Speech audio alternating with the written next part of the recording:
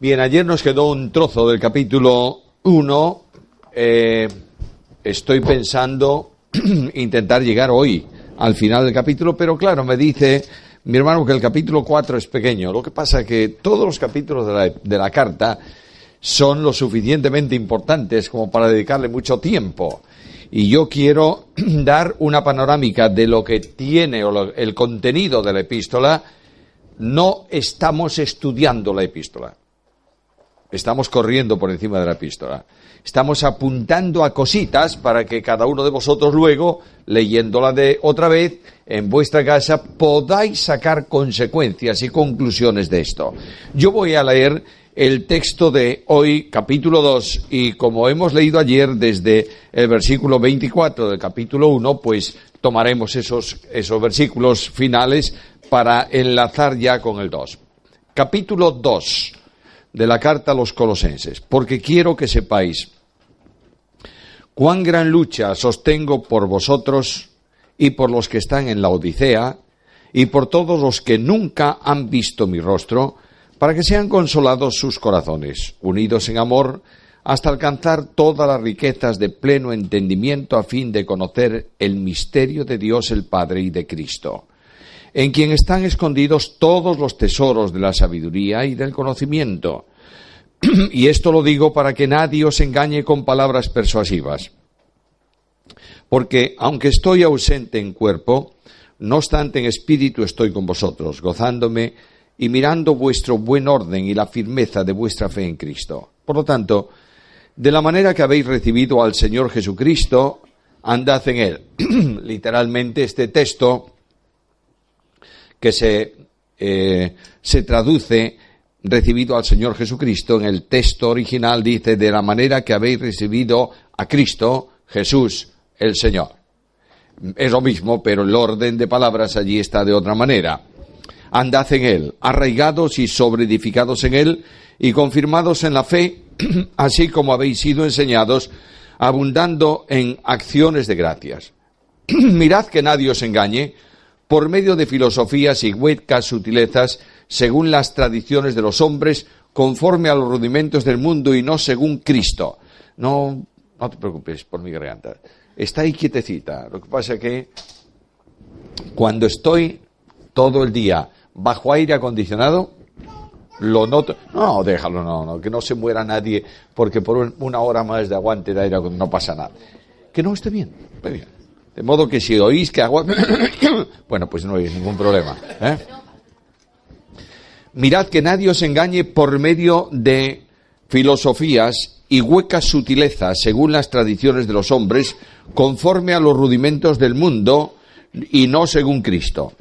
Porque en Él, es decir, en Cristo, habita corporalmente toda la plenitud de la deidad, y vosotros estáis completos en Él, que es la cabeza de todo principado y potestad. En Él también fuisteis circuncidados con circuncisión no hecha a mano, al echar de vosotros el cuerpo pecaminoso carnal en la circuncisión de Cristo, sepultados con Él en el bautismo, en el cual fuisteis también resucitados con Él mediante la fe en el poder de Dios que le levantó de los muertos.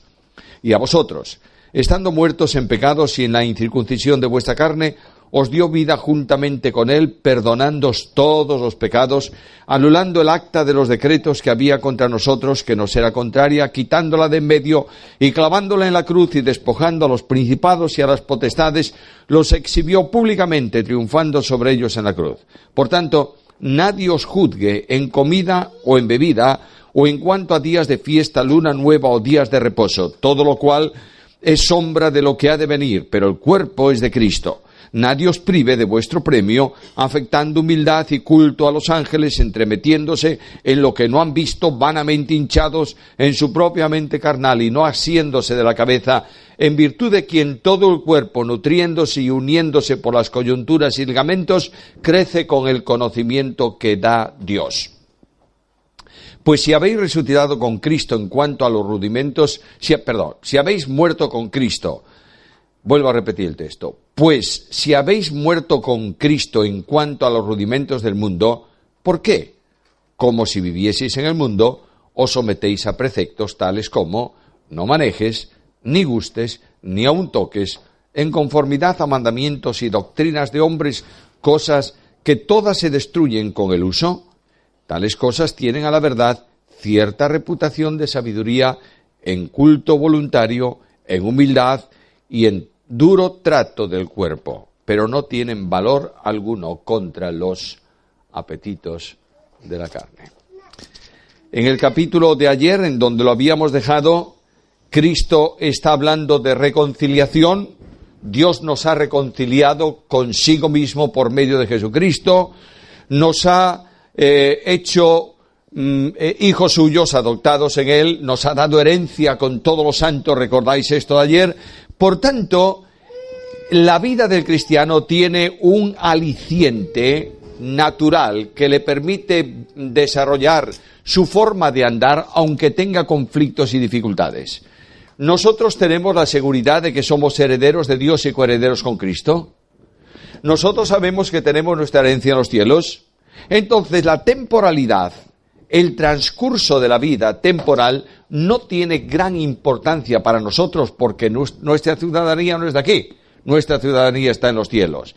El transcurso de la vida del hombre aquí en la tierra es nada en comparación con el tiempo de la perpetuidad en la presencia de Dios.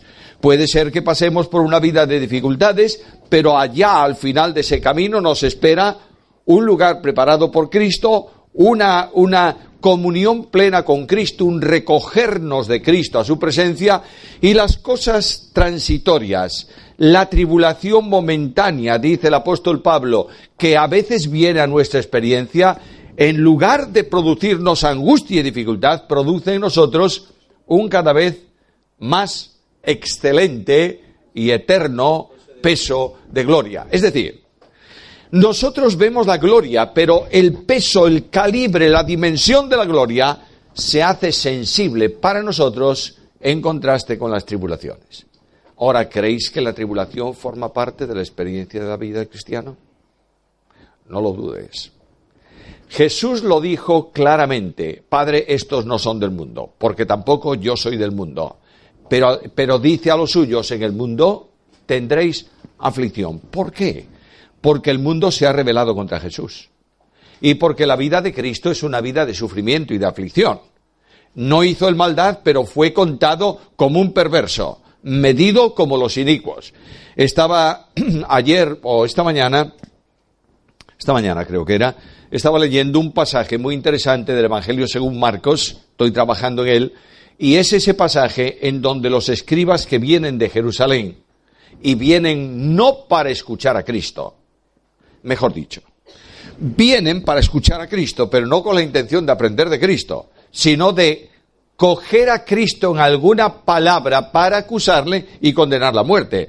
Estos que vienen a hablar o a escuchar a Jesús para prenderlo en alguna de sus palabras, dicen algo inconcebible para cualquier persona. Los milagros que le está haciendo, especialmente la expulsión de demonios, consiste en un pacto que él tiene hecho con Belcebú, el príncipe de los demonios. Y en el poder y autoridad del príncipe de los demonios, echa fuera a los demonios. Y se produce lo que vosotros sabéis que la Biblia llama el pecado imperdonable. El pecado imperdonable, paréntesis aquí, creo que no puede darse hoy. Y no puede darse hoy porque para que se dé el pecado imperdonable de los tiempos de Cristo, tenía primeramente que estar presente Cristo. Segundo, tenía que estar haciendo los milagros mesiánicos. Tercero, la gente que dice esto, tenía que estar convencida de que él era el Mesías, y los judíos estaban. Los líderes estaban convencidos de eso. Nicodemo dice a Jesús: ninguno puede hacer las señales que tú haces si no fuese Dios con él. Ahora, teniendo esta evidencia, celosos de que las gentes iban tras Cristo, molestos porque la gente escuchaba las palabras de Jesús y decía: tiene poder, tiene autoridad, molestos por esto, llama a Jesús endemoniado. Y llama al Espíritu de Dios demonio. Y esto, claro, es un pecado imperdonable. Producir una expresión semejante no tiene sacrificio expiatorio por el pecado. Cristo va a cambiar algunas cosas en este concepto. Sabéis que en la ley de Dios había un sacrificio por cada uno de los pecados que tú podías hacer. Pero no había ningún sacrificio que pudiese ser aplicado a un pecado de rebeldía hecho con puño levantado. Dios dice blanco, yo digo negro, y lo digo porque quiero ir contra él. Esto no hay sacrificio expiatorio. No hay sacrificio expiatorio tampoco para el condenado, el que condena a un inocente a muerte. Por tanto, el pueblo de Dios, el pueblo de Israel en aquel tiempo que dice, su sangre sea sobre nosotros y sobre nuestros hijos, condenando a un inocente, sabiendo que es inocente, es un pecado que no tiene sacrificio expiatorio. Ese pecado no tendría solución para Israel. Pero la gracia de Dios en Cristo cambia el pecado voluntario en pecado involuntario. ¿Cómo? Escucha a Cristo en la cruz. Padre, perdónalos. No saben lo que hacen. Por tanto, esta maravillosa dimensión de la gracia permite que la predicación del Evangelio en Pentecostés alcance a 3.000 de aquellos, muchos de los cuales habían clamado tiempo antes, quita, crucifícale. Ahora venimos al texto y dice, y Cristo padeció problemas, tuvo dificultades, fue afligido. Ahora, versículo 24 del capítulo 1, me gozo en lo que padezco por vosotros. Es decir, el ministerio mío que ha traído como consecuencia que vosotros estéis ahí, que seáis edificados, en razón de el vosotros, es decir, de todos los que formamos un cuerpo en Cristo, en razón de la Iglesia de Cristo, me gozo en lo que sufro y cumplo en mi carne lo que falta, ¿qué? A las aflicciones de Cristo. Este es un texto que siempre trajo dificultades y conflicto.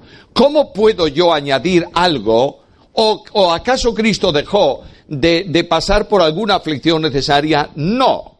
Fíjate el versículo. Cumplo las aflicciones que faltan por su cuerpo, es decir, por medio de su cuerpo, que es la Iglesia. ¿Qué quiere decir esto?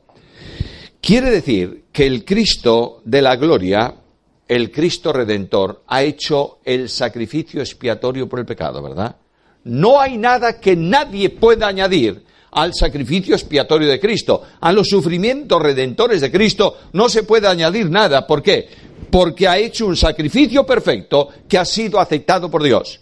De manera que el sacrificio de Cristo, los sufrimientos de Cristo, la agonía de Cristo, el desamparo de Cristo, todo eso que ocurre en la cruz, ha sido realizado en plenitud. Ya no hay posibilidad de otro sacrificio más que el que está hecho. Pero a lo largo del tiempo, Cristo viene a formar una unidad con la Iglesia. La Iglesia es el cuerpo y Él es la cabeza. Todo cuanto pasa de dolor uno de los miembros, ¿en dónde lo sentimos? En la cabeza.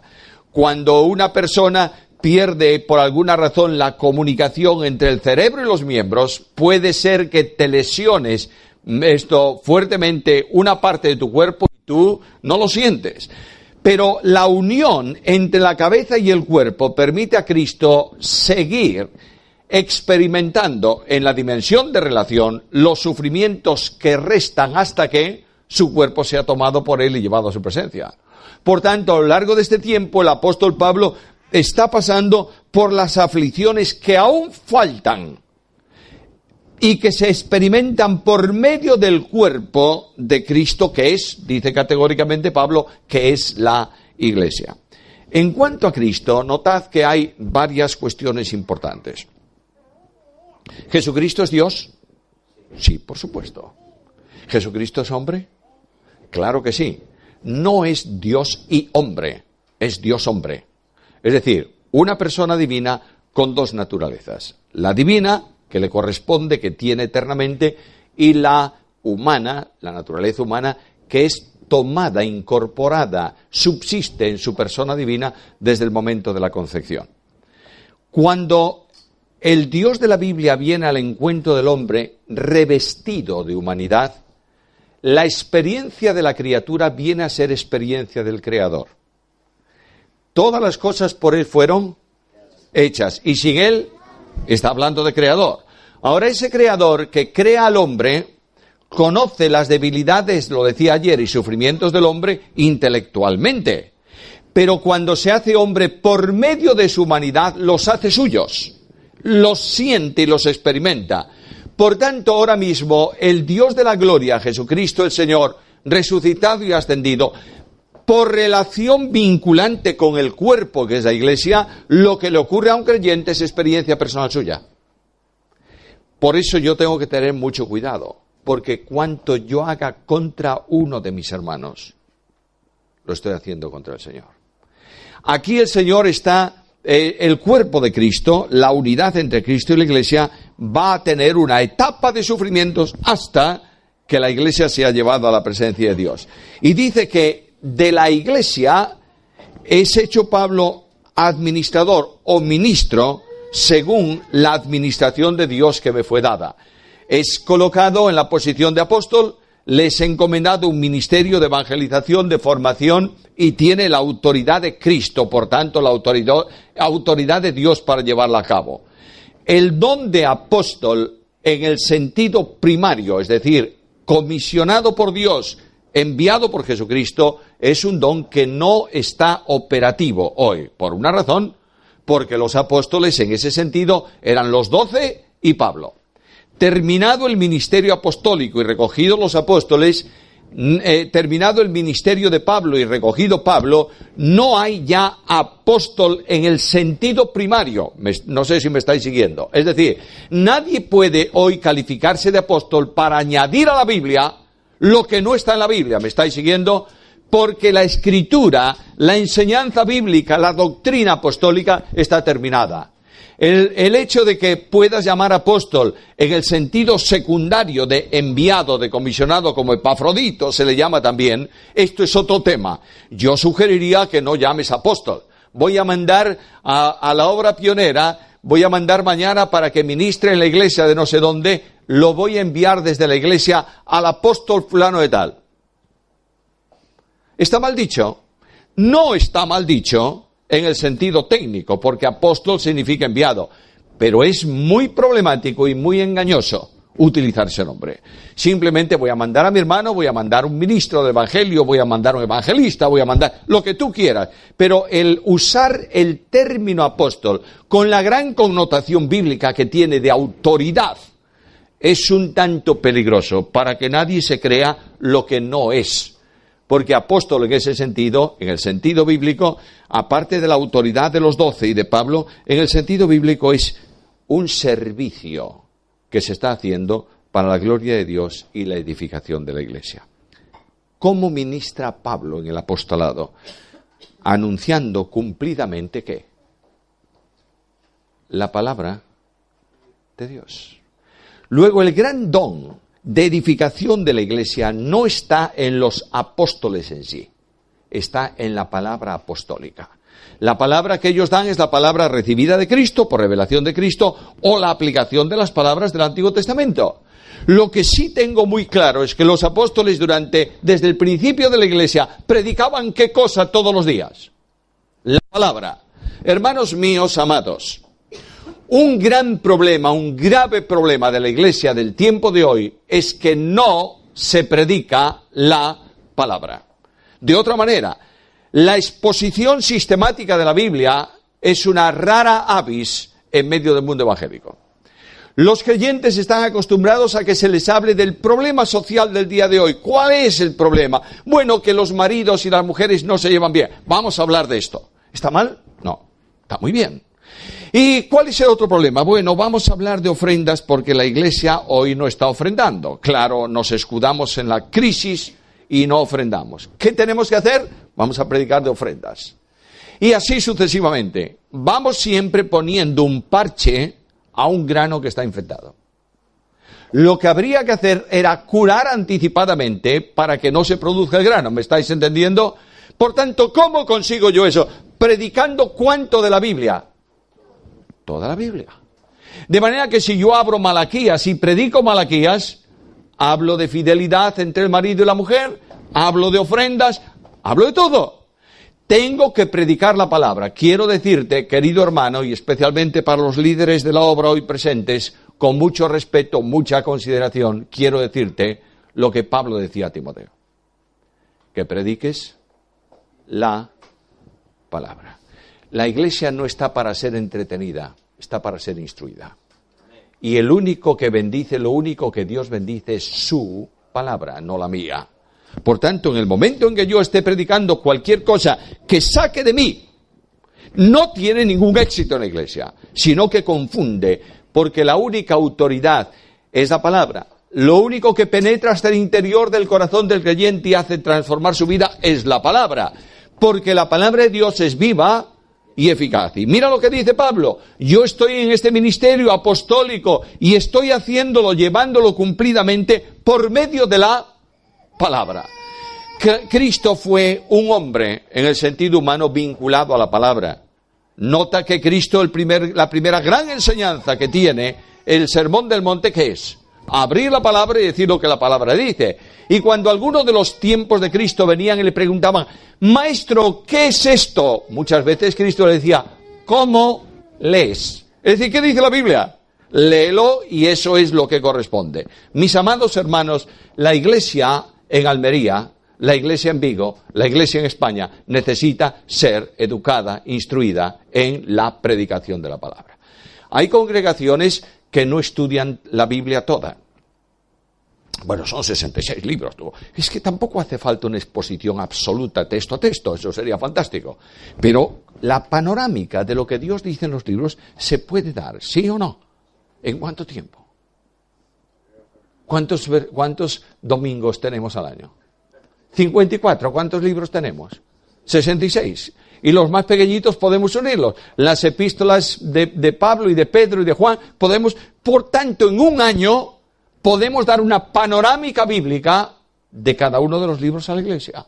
Por lo menos el contenido más esencial. Hay iglesias, lo digo muchas veces, que nunca han oído la predicación o la exposición de Levítico. Y el que no ha entendido Levítico no puede entender Hebreos. Hay algunas iglesias que nunca han expuesto Malaquías, o Sofonías, o Abdías. Más bien parecen enfermedades que libros, ¿verdad? Y tú dices desde el púlpito de la iglesia, Nahum 2:2. Y alguno le dice al lado: ¿qué dijo? ¿Y dónde está? Y como no se encuentra, se va al índice y se busca. Y el índice tampoco se usa mucho y está casi siempre pegado. Y luego, bueno, no reímos, pero quiero deciros que Pablo dice a Timoteo: no puedes predicar en la iglesia, sino la palabra. Ahora, continúa. Y esta palabra es el misterio que estaba oculto desde los siglos y las edades. Misterio tiene que ver con lo que ocurre hoy, en este tiempo. El misterio de Dios es la iglesia y la obra de Cristo. Ambas cosas vinculadas, por tanto está oculto desde los tiempos antiguos, pero ahora fue manifestado a los santos, a quienes Dios quiso dar a conocer de la gloria de este misterio entre los gentiles, la realidad de ese misterio, que es Cristo en vosotros, esperanza de gloria. Observa. ¿Toda la salvación está en Cristo? La salvación tiene 3 niveles. En el pasado, justificación, es decir, liberación de la pena del pecado. En el tiempo presente, santificación, quiere decir liberación del poder del pecado. En el tiempo futuro, glorificación, que significa liberación de la presencia del pecado. Ahora, todas estas riquezas, toda esta bendición de obra, ¿está en dónde? Está en Cristo. El que no tiene a Cristo no tiene la vida. ¿Lo dice la Biblia? Muy bien. Nadie puede tener bendiciones de salvación si no está en una posición en Cristo. Nadie se salva por estar cerca de Cristo. Solo se salva quien está en Cristo. Lo veremos en el capítulo 2. Por tanto, el gran misterio de bendición, de salvación, de iglesia, de esperanza, es Cristo. La esperanza del cristiano es una base de unidad de la iglesia. Cuando estudias esto en Efesios capítulo 4, notas que es la respuesta a la oración de Jesús en Juan 17. Padre, que sean uno. Y Dios dice a su Hijo, amén, que sean uno, y para que sean uno vamos a trasladar la obra trinitaria al corazón, a la vida, a la experiencia de cada creyente, yo en ellos y tú en mí, para que sean perfectos en unidad, amén. Pero Dios dice, además de esto voy a hacerles un regalo, le voy a dar bases de unidad, para que la Iglesia descanse sólidamente sobre esas bases, y una de las bases unitarias es la esperanza. Ahora, la esperanza, los creyentes a veces tenemos la idea de qué es lo que viene. Y esta es nuestra esperanza, ¿es verdad? Bueno, sin duda ninguna. ¿Tú esperas cielos nuevos y tierra nueva? Yo también. ¿Y esperas la ciudad celestial? Yo también. ¿Y las calles de oro y las puertas de perlas? Sí. ¿Y todo eso? Sí, ¿lo esperas? Yo también. ¿Es tu esperanza? También la mía.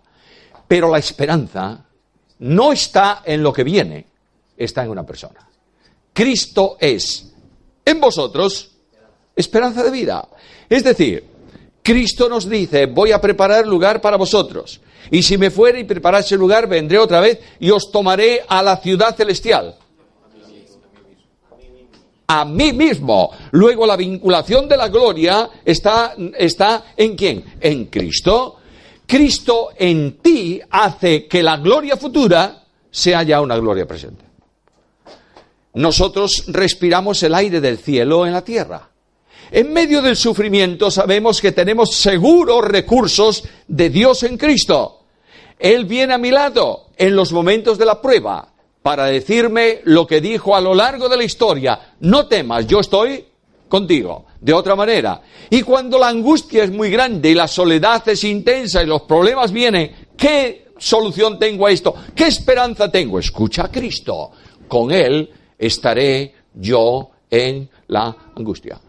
Y cuando estoy muy enfermo, los viejitos siempre están pensando en sus enfermedades. Y los que no somos tan viejitos también. Tú oyes una conversación de viejitos en el parque, ¿sabes de qué hablan? Generalmente, oye, ¿sabes que el médico me dio 2 pastillas? ¿Y cuántas tomas hoy? Tomo 8. Ah, eso no es nada, yo tomo 14. Siempre con la misma historia, ¿no? Bueno, nosotros estamos vinculados a Cristo y nuestra esperanza no son las pastillas. Escucha, cuando estás muy enfermo, Dios dice, mulliré su lecho en la enfermedad. Luego, el que cuida de ti y te hace cómoda la estancia en la cama cuando estás enfermo, ¿quién es? Dios es Cristo. Y Pablo dice, Cristo en vosotros se hace esperanza de gloria. Ahora, nosotros anunciamos a este Cristo. Y lo anunciamos amonestando a todo hombre y enseñando a todo hombre en toda sabiduría para presentar perfecto en Cristo Jesús a todo hombre. Ya sale el gnosticismo contra el que Pablo lucha. Observad esto porque no tengo tiempo de ir punto a punto en este es otro tema del capítulo. Mirad, versículo 28, a fin de presentar perfecto. Capítulo 2, versículo 2, a fin de conocer el misterio. Versículo 3, escondidos todos los tesoros de sabiduría y de conocimiento. Versículo 8, los rudimentos del mundo. Está utilizando términos propios de los gnósticos. Los gnósticos lo utilizan en un sentido contrario a la verdad bíblica y Pablo toma esos términos y dice, nadie puede ser sabio, ni alcanzar valores, ni ser así, si no está ¿en dónde? En Cristo, porque en Cristo está perfecto todo hombre. Aquí tienes la gran bendición. Estando en Cristo, yo soy perfecto, no en la tierra, sino en todo lugar. Dios me ha hecho perfecto en Cristo, porque Jesús ha sido hecho para mí sabiduría, justificación y redención, de manera que y santificación. Por tanto, no tengo nada que me falte, porque los tesoros de la sabiduría, lo vamos a ver inmediatamente, están ¿en quién? En el único que puede descubrir y manifestar la sabiduría de Dios, que es el Logos de Dios, es decir, Jesucristo. Para lo cual, también trabajo. Y no es fácil el trabajo. el trabajo de anunciar a Cristo supone un conflicto, para lo cual también trabajo luchando. Pero esta lucha es un problema muy serio, porque no es lucha contra carne y sangre. En Efesios capítulo 6 me lo dice, mas nuestra lucha no es contra hombres, es contra huestes de maldad. Por tanto, el poder para luchar contra ellos no vale el mío. El poder me lo da Él. ¿Quién? Cristo, el cual actúa poderosamente en mí. ¿Pablo está en la cárcel? Sí. ¿Está preso Pablo? Claro. ¿Va a morir Pablo? Bueno, no va a morir en esta ocasión, lo sabemos por la historia, pero Pablo no sabe lo que va a pasar. Pablo dice, yo quisiera partir y estar con Cristo, lo cual es mucho mejor, muchísimo mejor, pero sé que por necesidad de la obra, por vosotros, sé que quedaré. Muy bien. Ahora, este hombre que está en la cárcel dice algo muy, muy serio. Todo lo puedo en Cristo que me fortalece. Es decir, a veces nosotros, los creyentes, estamos buscando los recursos de poder en la tercera persona de la deidad. ¿Es verdad que el Espíritu Santo es el que comunica el poder? Claro que sí, naturalmente que sí. ¿Sin el Espíritu Santo hay poder? No. ¿En la vida del cristiano? No. ¿De manera ninguna? De manera ninguna. Pero el poder que comunica el Espíritu Santo al creyente no es el poder que corresponde a la tercera persona, sino que corresponde a la segunda. Por eso Pablo dice que lo puedo todo en Cristo que me fortalece. Porque el poder que yo necesito para mi ministerio es el poder que Jesús, como hombre, tuvo durante su ministerio. Por tanto, el apóstol habla de Cristo y habla del poder, y el poder de Cristo le permite luchar poderosamente y vencer. Observa que nunca los milagros del Nuevo Testamento han sido hechos invocando al Espíritu, sino invocando a Cristo. ¿Recuerdas esto? En el nombre de Jesús de Nazaret, levántate y anda. Ahí tienes el poder de Dios en Cristo. Hermano mío amado, el poder asimilable al hombre tiene que pasar por el único mediador entre Dios y los hombres, que es Jesucristo hombre.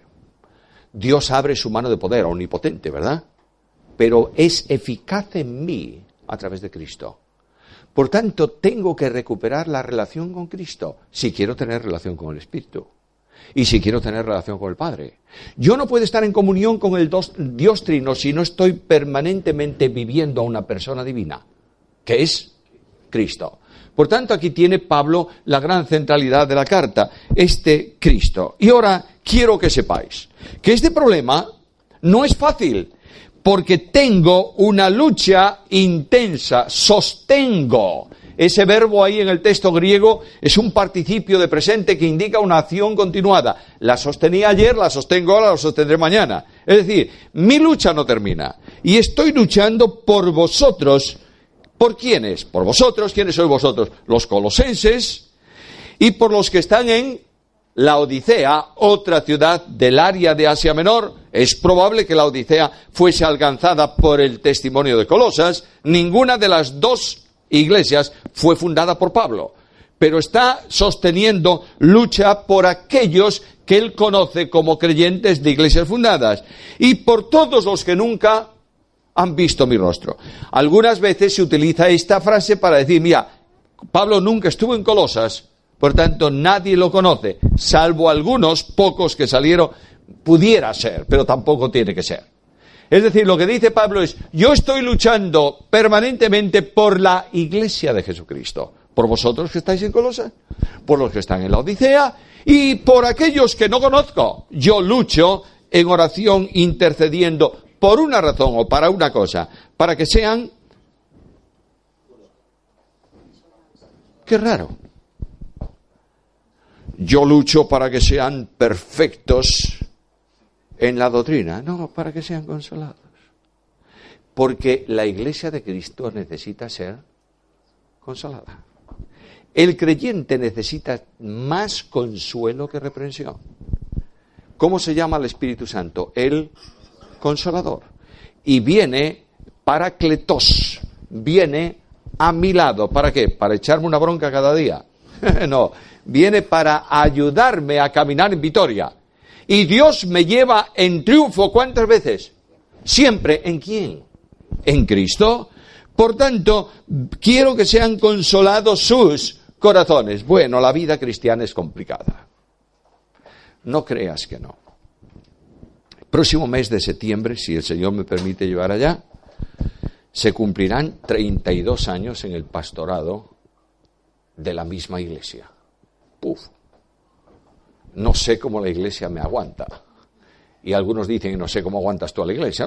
Nos soportamos armónicamente el uno al otro. Ahora, lo que sí dice aquí es muy importante. Quiero que la iglesia sea consolada, es decir, alentada, que ningún creyente salga del culto amargado, cargado con dogmas que no puede soportar, con peso de ley que no es capaz de llevar. Quiero que sea consolado, porque es el oficio del Espíritu Santo. El Espíritu Santo que maneja el ministerio conduce al consuelo y une en amor. Nota que lo que viene a continuación es esta: unidos en amor, coaligados es la palabra que hay ahí, vinculados, ligados en amor. El amor es el vínculo perfecto. ¿Lo crees? No hay nada que podamos hacer que Dios apruebe que no esté basado en el amor. De ahí que lo primero que el Espíritu produce en la reproducción de Cristo es amor. Y cuando Cristo habla a los creyentes dice, os doy un mandamiento nuevo. Y el mandamiento nuevo, que no es nuevo, pero es nuevo porque es novedoso cada día, el mandamiento nuevo que te doy es que os améis los unos a los otros. Porque en esto conocerán todos que sois mis discípulos si tuvieseis amor los unos para con los otros. A fin de, unidos en amor, para alcanzar las riquezas del pleno entendimiento. Los gnósticos decían que había personas que estaban en el primer nivel de conocimiento, iniciados, luego había un segundo nivel, luego había un tercer nivel hasta que llegabas a ser un maestro. Y dice, yo quiero que todos estén llenos de las riquezas ¿de qué conocimiento? Del pleno, del total, del que no puede ir más allá, conocimiento, a fin de que puedan conocer no el misterio de los astros o el misterio de la logia, sino el misterio de Dios el Padre y de Cristo. Misterio no es algo desconocido, es algo que Dios revela. Y lo revela en este tiempo. Y Él ha revelado el misterio del Padre en relación con la Iglesia y ha revelado el misterio de Cristo. Es decir, la Iglesia no es simplemente el resultado de la obra de Cristo. Es el resultado del propósito eterno de Dios que se manifiesta en el Padre. Tú abres Efesios capítulo 1 y dice que Dios desde antes de los tiempos ha determinado salvar y establece la salvación. Es verdad que no solamente es el Padre el que establece la salvación, es el ser divino. Dios es un ser, no es una persona, que existe eternamente en tres personas. La persona del Padre, la persona del Hijo, la persona del Espíritu Santo. El ser divino, en la expresión del Padre, pregunta y formula la respuesta a tres preguntas en el plan de redención. ¿Quién, cómo, cuándo? Y la respuesta es muy sencilla. ¿Quién lo hará? La segunda persona divina, el Hijo. ¿Cómo lo hará? Mediante el pago de un precio, sabiendo que habéis sido rescatados de vuestra vana manera de vivir, la cual recibisteis de vuestros padres, no con cosas corruptibles, como oro o plata, sino con la sangre preciosa de Cristo, como de un cordero, sin mancha y sin contaminación, ya destinado, literalmente predestinado ya, desde antes de la fundación del mundo. Y este precio se ejecuta en un tiempo, en el tiempo histórico de los hombres. Por eso Pablo dice en Gálatas 4:4 que cuando vino el cumplimiento del tiempo, Dios envió a su Hijo, nacido de mujer, nacido bajo la ley, a fin de que redimiese a los que estábamos bajo la ley, para que recibiésemos la adopción de hijos. Cuando vino el cumplimiento del tiempo. Dios es eterno. ¿Qué es eternidad? Es lo contrario al tiempo. Eternidad no es un tiempo indefinido para allá y otro tiempo. No. Eternidad es no tiempo. Ausencia total de tiempo. Esto es difícil de entender, ¿verdad? Pero vamos a procurar entenderlo un poquito. Tú imagínate un ángulo. Tenéis todos en la cabeza lo que es un ángulo, ¿verdad? Un ángulo tiene un vértice. A medida que tú proyectas esos brazos del ángulo hacia el exterior, la distancia entre los extremos del ángulo es mayor, ¿verdad? Nosotros estamos en el ángulo del tiempo. De modo que para recorrer el espacio del ángulo de un punto a otro, va a pasar un tiempo, van a pasar años. El que está en el vértice, en el punto central, el espacio prácticamente es cero, porque es un punto de donde nace el ángulo, ¿verdad? Ese es Dios. Dios está ahí y Él puede contemplar la proyección del tiempo. Por tanto, marca en el recorrido de ese tiempo del ángulo, marca un punto. Ahí. Cuando llegue el que se desplaza en el borde cuando llegue a ese punto va a ocurrir algo, pero Él está en la eternidad. No funciona para Él el tiempo porque es el único ser que puede decir que es el mismo ayer, hoy y por los siglos. Cuando Cristo está en el mundo y discute con los fariseos, ¿qué les dice? Antes que Abraham fuese, yo soy. ¿Qué mal dicho está eso? Hombre, gramaticalmente es un desastre, ¿o no? Claro, porque yo no puedo decir antes que Abraham fuese, yo soy. Tendría que decir yo era o yo fui, si es que ya no existo hoy. Pero él dice yo soy. Lo que está diciendo es que Abraham está corriendo por el borde de su ángulo de tiempo. Pero yo estoy fuera del tiempo. Él comienza y él termina, pero yo ni comienzo ni termino. Por eso la grandeza de Dios y de esta revelación es el misterio de Dios y de Cristo, que tiene todos los recursos, versículo 3, escondidos en Cristo, todos los tesoros ¿de qué? De la sabiduría y del conocimiento. ¿Por qué están escondidos en Él todo? Bueno, porque Él es el Verbo. Notad que cuando Cristo viene al mundo, Juan lo presenta de esta manera. En el principio era el Verbo y el Verbo era Dios. Ahora, verbo, logos, expresa palabra, ¿verdad? No quiere decir, la palabra logos no significa simplemente, a veces sí, pero no significa simplemente una palabra, un fonema o un morfema, no. Lo que significa logos es el gran discurso sobre algo. De manera que el pensamiento del ser divino, la mente del ser divino está expresada por el Padre. ¿No es esto? Los tesoros de sabiduría están ahí. Pero ¿quién conoce la mente de Dios? El Logos. Por tanto, ¿quién tiene toda la sabiduría del conocimiento de Dios? El Logos, Jesucristo nuestro Señor. Todo cuanto tú dices, lo dices o todo cuanto tú piensas, lo expresas por palabras. ¿Es así? Intenta expresar alguna idea sin palabras, no puedes. De manera que tú imagínate que yo digo gafas. ¿En qué estoy pensando? Bueno, está pensando en unos lentes. Pero yo te tengo que decir gafas metálicas. Entonces todas las de pasta no valen. Y gafas de color azulado. Entonces ya no valen las otras. Tengo que darte palabra y palabra y palabra y palabra para que al final tengas una aproximación de ¿qué? De lo que yo pienso. Dios piensa y expresa todo cuanto Él es, cuanto revela y cuanto hace en una sola palabra. El Hijo. Escuche Hebreos 1. Dios, habiendo hablado muchas veces, de muchas maneras, a lo largo del tiempo, por medio de los profetas, ahora guarda silencio. Sí, no se ha hablado en el Hijo, por tanto no tiene más que decir. Ya lo ha dicho todo. Cuando Cristo está al final de su ministerio en la tierra, hay un discípulo. Aquella noche los discípulos estaban muy inquietos. Yo creo que habían perdido el control. No eran capaces de controlar la situación en la última cena. Y todos hablan y dicen cosas raras.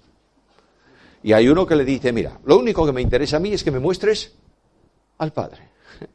Y Cristo, pero vamos a ver, tanto tiempo hace que estoy con vosotros y aún me pides que te muestre al Padre. ¿Qué? El que me ha visto, a mí, ha visto al Padre. Por tanto, toda la riqueza del conocimiento de Dios está en Cristo. Quien tiene a Cristo, tiene todo el conocimiento. Claro, no creas que por tener a Cristo no tienes que estudiar la Biblia, ¿me estás entendiendo? Porque eso es lo que algunas veces pensáis, bueno, ya tengo a Cristo, ahora yo, ¿qué es lo que tengo que predicar el domingo? No te preocupes, lo más mínimo. Ya el Espíritu te dará lo que tienes que decir cuando subas al púlpito. Vago, eres un vago. Y no te va a decir nada. Porque lo que tienes que hacer durante la semana, ¿qué? Estar de rodillas delante del Señor y estudiar. Nadie nace aprendido. Puede tener el don de maestro o el don de pastor, pero si no estudia la Biblia, será un desastre con un título que no funciona. ¿Me estás siguiendo? El conocimiento de Dios, todos los tesoros de la sabiduría. Y esto lo digo para que nadie os engañe con palabras persuasivas. ¿Qué fue lo que Satanás hizo con Eva? ¿Qué utilizó Satanás? Palabras persuasivas y la engañó. De la misma manera te va a engañar a ti con palabras persuasivas. Cuidado, yo quiero que tengas conocimiento, vinculación con Cristo, conocimiento de la palabra para que nadie te engañe. Y ahora añade algo más. ¿Por qué? Aunque estoy ausente en el cuerpo, no obstante en espíritu estoy con vosotros, gozándome y mirando vuestro buen orden y la firmeza de vuestra fe. ¿En quién? En Cristo. De manera que el apóstol Pablo está ausente. No es que él conociese por adivinación o tuviese una visión beatífica o una revelación especial que le permitiese ver lo que pasaba allí. Simplemente Epafras le informó. Por tanto, el espíritu de Pablo está vinculado con los creyentes, como tu espíritu está vinculado con la iglesia más lejana donde hay un hermano, porque estamos todos en Cristo. De manera que el apóstol Pablo dice también esto cuando establece disciplina en Corinto, ¿recordáis? Cuando aquel problema gordo de Corinto dice, ligado mi espíritu con vosotros delante del Señor, el tal, en fin. Hay aquí una armonía, quiero que crezcáis, porque he mirado, conozco vuestro buen orden, una iglesia ordenada, qué curioso, con lo desordenadas que son las iglesias. Esta tiene un buen orden. Orden no tanto en que comience el culto a tiempo, el que se canta muy bien con música, simplemente el orden de la iglesia gira en torno al orden supremo, que es Cristo. Ahora dice, por tanto, una exhortación, la primera gran exhortación. Por tanto, de la manera que habéis recibido al Señor Jesucristo, dice el texto griego, habéis recibido a Cristo, Jesús, el Señor. A veces se predica un evangelio un tanto, yo diría, condicionado a un sistema de vida. Y se dice que para ser salvo tienes que recibir a Cristo como Señor. Yo leo la Biblia. ¿Qué tengo que hacer para ser salvo? Cree en el Señor Jesucristo. Quiero decirte algo. El hombre del mundo no puede recibir al Señor. ¿Sabes por qué? Porque solo se puede llamar Señor por el Espíritu Santo. Tú recibes a Cristo, tu esperanza. Cree y eres salvo. ¿Esta es tu esperanza? Sigue. Lo recibes como Jesús. ¿Qué es Jesús? Él salvará a su pueblo de sus pecados. Pero también una vez que tú has recibido a Cristo como tu esperanza y has dado tu vida y lo tienes como Salvador, inexcusablemente es también tu Señor. Y nadie puede ser salvo sin aceptar el señorío de Cristo. ¿Me estás entendiendo? Porque una vez que eres salvo, Jesús es el Señor. Y el Espíritu te lo revela así. Ahora, ¿tú andas en el Salvador? Claro, soy salvo. ¿Andas en esperanza? Por supuesto. Cristo es esperanza de gloria. Pero tienes que andar también como Señor. Es decir, bajo la dirección, bajo el señorío de Cristo. Y esto solo es posible arraigados, sobre edificados, confirmados. Ahí hay tres verbos muy importantes. Arraigado, raíces que entran al profundo y sujetan un árbol. Yo no sé si aquí en Almería hay muchos temporales en invierno, de viento fuerte. No es tanto como en el Atlántico, no, ¿verdad? No. Entonces tú ves ahí que viene lo que los gallegos llamamos una galerna, que es un ventarrón. Yo cuando a veces oigo en televisión, alerta naranja, porque se esperan vientos de 70, 80 kilómetros. Digo, esto es la alerta que tengo que tener aquí todo el año, en invierno. Porque a veces vienen temporales del Atlántico con vientos de 100, 120 kilómetros por hora. Cuando se produce un vientarrón de ese tipo y tú vas a un parque al otro día, te vas a encontrar algún gigantesco árbol. ¿Dónde? Ahora vete a la montaña. Pinos chiquitos, que vino el viento, le pegó por todos los lados y a veces parecen una escoba, 4 ramas allá arriba, pero el árbol está ahí. ¿Por qué? Porque ha echado raíces, ¿dónde? En la roca.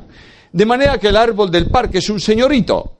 No tiene problemas, lo riegan, lo alimentan, lo cuidan, las raíces están ahí. Viene el viento,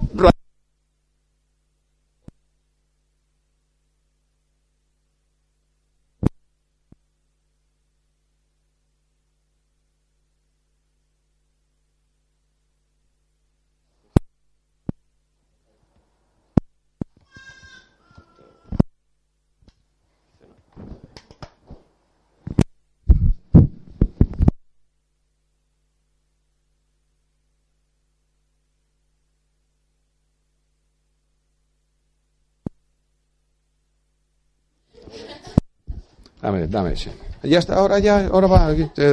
Déjalo ahí por si acaso. Ahora, de momento va. De manera que el viento le da, rompe al árbol cómodo, pero mantiene el árbol que está en la roca. Arraigados, confirmados, sobreedificados ¿en quién? En él. Cristo es la roca que es Cristo comunica vida, pero comunica firmeza. Arraigados y enseñados, como habéis sido, abundando ¿en qué? En acciones de gracias. Y aquí me sorprende tremendo, la oración de Pablo es una oración de gratitud siempre. ¿Por qué? Porque Jesús lo dijo, cuando oréis decid así, Padre nuestro que estás en los cielos, santificado sea tu nombre, venga tu reino. Es gratitud, es reconocimiento a Dios. La oración de la Iglesia hoy es una oración de pedigüeños. Buenos días, Señor, dame, chao. No, para un poco. Porque cuando tú abres Apocalipsis 4 y 5, tú ves una adoración, ¿a quién? Al que está sentado en el trono. Y ves una gratitud y un respeto reverente al Creador del cielo y de la tierra. Estaba una vez escuchando una predicación del doctor Martin Lloyd-Jones en la Westminster Chapel. Me encantó, claro. ¿Cómo no? Pero lo que más me impresionó, ¿sabéis qué fue? La oración final.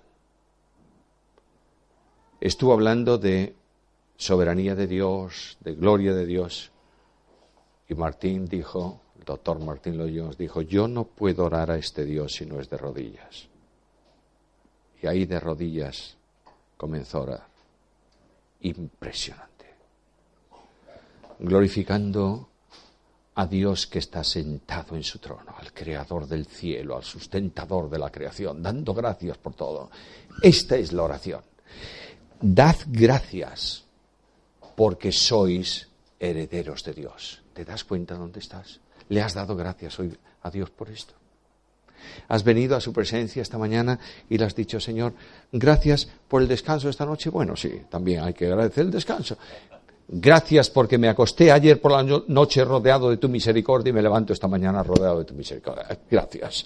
Porque no merezco nada, pero me das todo, porque tengo todo en Cristo. Y ahora mirad varias cosas importantes porque tenemos que ir corriendo mucho en la segunda parte.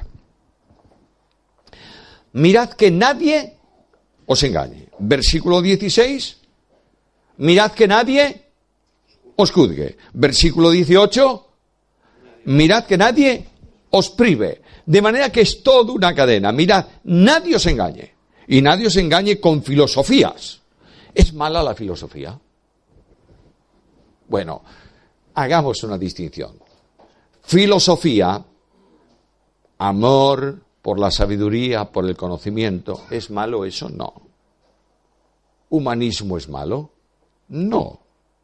Mientras no se levante contra Dios. ¿Me está siguiendo? La filosofía hay que estudiarla como suplemento o complemento de la teología. Hay cosas en teología que tú no puedes expresar si no es por filosofía. Alguien me va a decir que hereje, Dios mío. Yo sabía que andaba muy mal este hombre, pero es verdad que anda muy mal. Un ejemplo solo para que entendáis lo que quiero decir. Hablamos de la impecabilidad de Cristo, ¿verdad? ¿Cristo es impecable? ¿No hizo pecado? ¿Lo dice la Biblia? Sí. ¿Por qué es impecable? ¿Por qué no podía hacer maldad? Bueno, porque hay un sujeto de responsabilidad de las acciones de la humanidad del Verbo, que es la persona divina. Quiere decir que todo cuanto el hombre Jesús hiciese, pudiese hacer o dejase de hacer, afecta a quién? A la persona divina del Hijo de Dios. Eso se llama sujeto de atribución. ¿Está en la Biblia? No. ¿En dónde está? En la filosofía. Pero está diciéndolo, permitiendo expresar verdades con contenido bíblico absoluto. El problema de la filosofía, ¿sabes cuál es? Cuando quiere ponerse encima de la Biblia. Ese es el problema. Pero mientras tanto es bueno conocer. Aquí no se engañen con sutilezas, con filosofía mala. Según, y esas sutilezas vienen según las tradiciones de ¿quién? De los hombres. Luego no es palabra de Dios, es tradición de los hombres. No solo entre los gnósticos, entre los judíos había mucha tradición. Cristo le dice, estáis invalidando la palabra por vuestras tradiciones, porque le daban a las tradiciones de los hombres categoría de palabra de Dios. Y estaban confundiendo al pueblo. ¿Por qué tus discípulos no se lavan las manos cuando comen? ¿Y dónde dice eso en la Biblia? No, en ningún sitio. Pero es la tradición. ¿Era por higiene? ¿Que había que lavar las manos antes de comer? Eso se lo decimos a los niños, ¿verdad? Vaya usted a lavar las manos. Mira qué manos, vete a lavar las manos. No era por eso. Habla de bautismo de manos. Habla de ritual de purificación de las manos. Por si acaso, en el camino has tocado un gentil y te has comunicado. Esta es la tradición. Señor, ¿quién nació, quién pecó, este o su padre para que naciese? Es la tradición. Dios castiga a los padres y castiga el pecado de los padres sobre los hijos. ¿No es verdad? No. Cristo dice, ni este ni sus padres. Vienen los tradicionales y le dicen, ¿por qué motivo tus discípulos comen espigas el día de reposo? ¿Y dónde está eso prohibido? Si la ley dice que si tienes hambre, come. Y además, si te cae un animal en un agujero, ¿lo dejas? ¿Porque es sábado? No, voy. Entonces, hipócrita. Las tradiciones son un sistema religioso que perjudica la palabra de Dios. ¿Tenemos que tener tradición? Claro que sí, oye, por favor.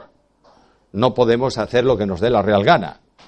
La reunión de hoy a las 8:30. La de mañana a la hora que tú quieras, no importa. A las 9. Esto es un desorden.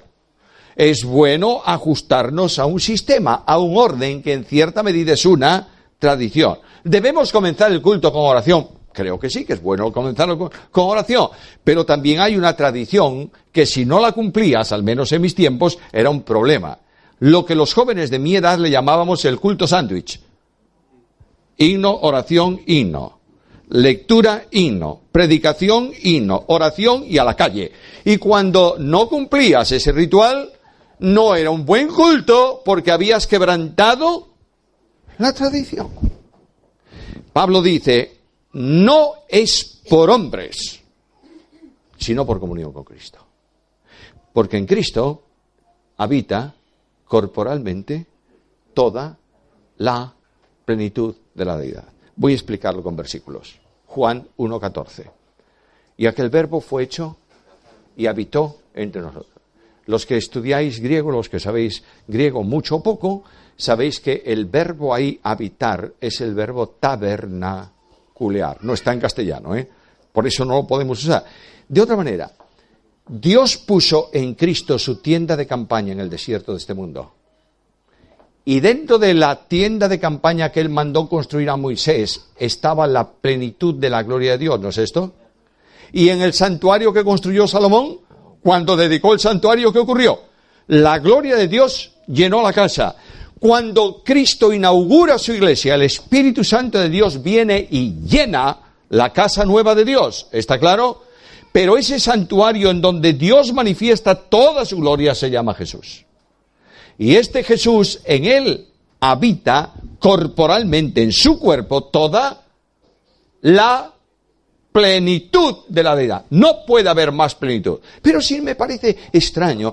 Es un hombre que anda por los caminos de un lado para otro. Lo echan de las sinagogas, se va a una casa, lo echan de la casa, se va al barco. Es Dios infinito manifestando a Dios entre los hombres, haciendo visible al invisible. ¿Y vosotros por qué estáis completos en Él? Porque además Él es la cabeza de todo principado y potestad. ¿Pudiera estar refiriéndose a los ángeles? Pudiera. No digo que no sea así, pero escucha lo que dice Jesús. El discurso prepascual de Cristo es un discurso de humillación. Yo no he venido para hacer mi voluntad, sino la voluntad del que me envió. No he venido para ser servido, sino para servir. El profeta dice, le veremos, pero sin atractivo para que le deseemos. Ahora, la cruz, la resurrección, cambió el discurso. Toda autoridad me ha sido dada en el cielo y en la tierra, por tanto, con esta autoridad os mando a las naciones para que prediquéis el evangelio, bauticéis a las personas, le enseñéis lo que yo os he mandado. ¿Por qué? Porque en Él habita corporalmente la plenitud de la deidad. Y Pablo dice que aquel que no estimó el ser igual a Dios como cosa que aferrarse, sino que se despojó a sí mismo tomando forma de siervo, hecho semejante a los hombres, y estando en la condición de hombre se humilló a sí mismo, haciéndose obediente hasta la muerte y muerte de cruz, por lo cual Dios le resucitó de entre los muertos y le ha dado el nombre que es sobre todo nombre, para que en el nombre de Jesús se doble toda rodilla de los que están en el cielo y en la tierra y debajo de la tierra, y toda lengua confiese que Jesucristo es el Señor, para la gloria de Dios Padre. Por tanto, ¿estás en Cristo? Tienes autoridad. ¿Autoridad en qué sentido? Bueno, desde ahora en adelante voy a mandar. No. La autoridad de Jesús está comprometida con tu ministerio cuando lo necesites el actuar. El hecho de decir a la gente, bueno, voy a hacer un milagro, y voy a hacer un milagro, ¿y por qué mañana no? Voy a hacer un milagro hoy a las 5:25, ¿y por qué mañana a las 6:15 no lo haces también? No estéis buscando el aparato, pero sabe que tienes el poder de Dios. ¿Lo crees? Porque estás vinculado a la cabeza. Ahora, si tú estás vinculado a la cabeza, vas a estar funcionando conforme a ¿qué? A la cabeza, ¿o no? Naturalmente. Por tanto, si la cabeza del cuerpo está mandándote a hacer algo, te va a dar los recursos de poder para que tú la hagas. Ahora, sigo adelante. En Él también fuisteis circuncidados. Aquí tenemos los judaizantes. ¿Qué decían los judaizantes? No vale solamente creer, tenéis que circuncidaros y guardar la ley. Dice, ya estáis. Hay un hombre en Vigo que tiene una pasión loca por los judíos. Amo profundamente al pueblo judío, pero de eso a considerarlos no sé lo que. Hay una gran distancia. Pero esto es un problema que está dentro de la Iglesia, ¿o no? Es más, hace poco tiempo oía una predicación donde decía que el pueblo de Dios no es la Iglesia, es Israel. Vaya, qué cosa curiosa, porque Pablo dice que de los dos pueblos hizo un solo hombre. Bien, entonces vayamos por ahí. Ahora, este que tiene tanto fervor y que dice que no tenemos que cumplir, tener ninguna fiesta, que no sea judía. Es decir, las fiestas que tenemos que guardar es el sábado y además las fiestas solemnes de Israel. Navidad, no, eso es una herejía. Cumpleaños, bajo ningún concepto. Bueno, muy bien. Hablaba con él. Le decía, ¿tú estás convencido de esto? Sí. Bien, te falta una cosa. ¿Te has circuncidado? Hombre, no. Pues venga, vamos. Cuando tú te circuncides y me digas, me he circuncidado, voy a empezar a creer que puedes guardar el resto, ¿verdad? Claro, eso no, porque es un problema. Ahora bien, lo que dice aquí el texto bíblico es que ninguno ignore que ha sido circuncidado ¿en dónde? En Cristo. Cuando Él echó fuera de ti el cuerpo pecaminoso y carnal. La circuncisión no es más que una marca en la carne, una herida en la carne, que expresa una circuncisión no de la carne, sino del corazón. Por tanto, nadie que se circuncida en la carne, que no haya entregado su corazón a Dios, simplemente se ha mutilado, ¿entiendes? Cuando leas la epístola a los Gálatas, te enterarás del enfado de Pablo, ¿verdad? Y dice, ojalá se corten todo ellos. Claro. ¿Y sabes lo que está diciendo Pablo ahí? Está diciendo, ojalá se le escape la mano a los que os están enseñando que tenéis que circuncidaros.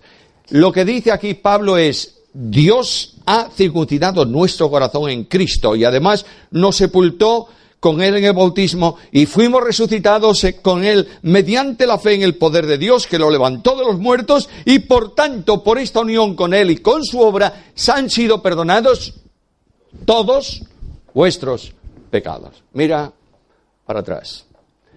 ¿Tienes algún pecado que Dios no haya perdonado? No. Mira hoy los que has cometido hoy, yo también unos cuantos. ¿Han sido perdonados? ¿Y los del futuro? Es que si no es así, entonces no tengo seguridad de salvación.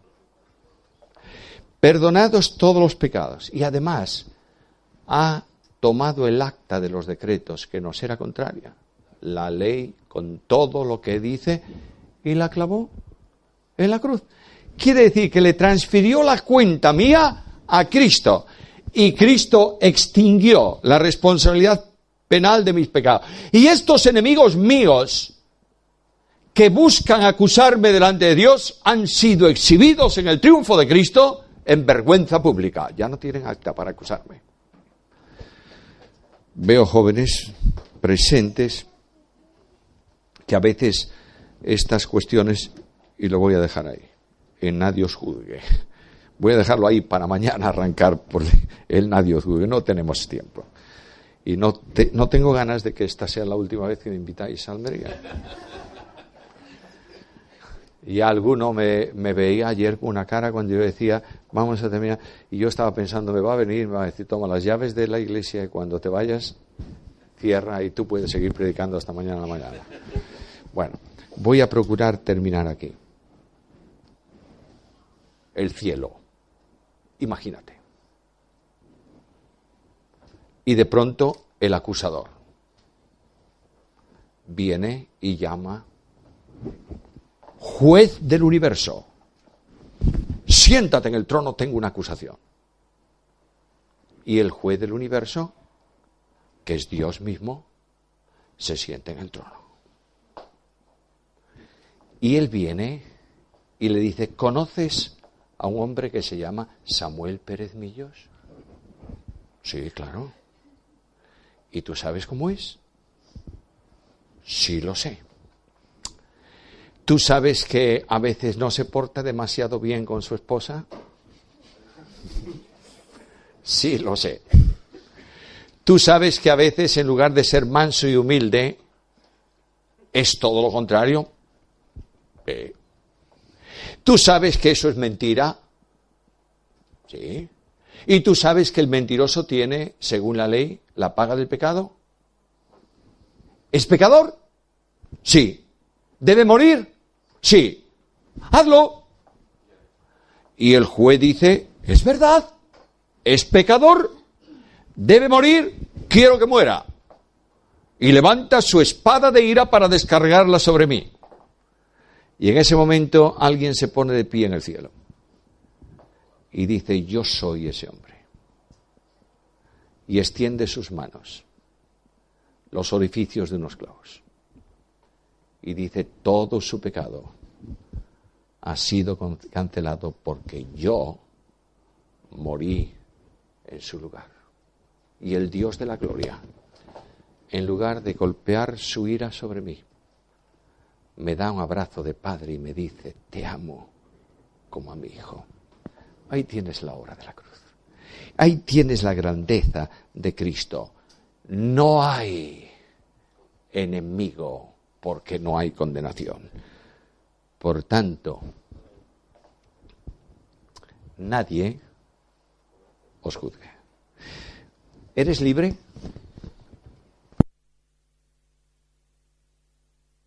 ¿Eres libre? Yo creo que el príncipe del aire está enfadado conmigo. ¿Eres libre? Nadie te juzgue. Nadie te oprima. Nadie te condene. Lo vamos a ver mañana si el Señor lo permite. Pero en el día de hoy, disfruta la grandeza de Jesús. Sal de este lugar prendado de Cristo. Sal de este lugar con tu fe cada vez más sólidamente anclada en Cristo. Sal al camino de esta vida sabiendo que no es un camino desconocido porque Él caminó delante. Mira la senda, es difícil, pero las huellas de sus pisadas están ahí.